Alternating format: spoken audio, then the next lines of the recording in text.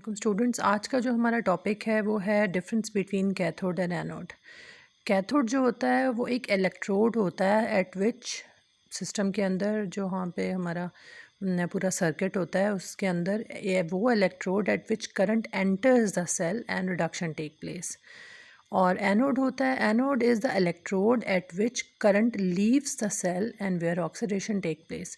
अच्छा, इलेक्ट्रोड क्या होता है? इलेक्ट्रोड एक ऐसी सब्सटेंस यानी ऐसा कंडक्टर होता है which is used for conduction of electricity with in a circuit.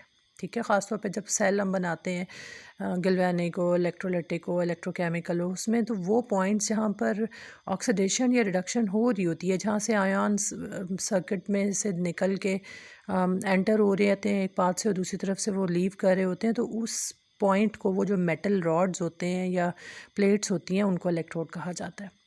Then cathode का दूसरा पॉइंट है कि negative terminal of the electrolytic cell and positive terminal of the non electrolytic cell. ठीक है, और एनोड के लिए होगा कि positive terminal of the electrolytic cell and negative terminal of the non electrolytic cell. Non electrolytic cell की हमने आपको बताया था, ये एग्जांपल होती है गैल्वेनिक या वोल्टिक सेल। ठीक है ना। और cathode attracts cations, anode attracts anions. Last इसका टॉपिक होगा कि reduction take place at cathode and oxidation take place at anode.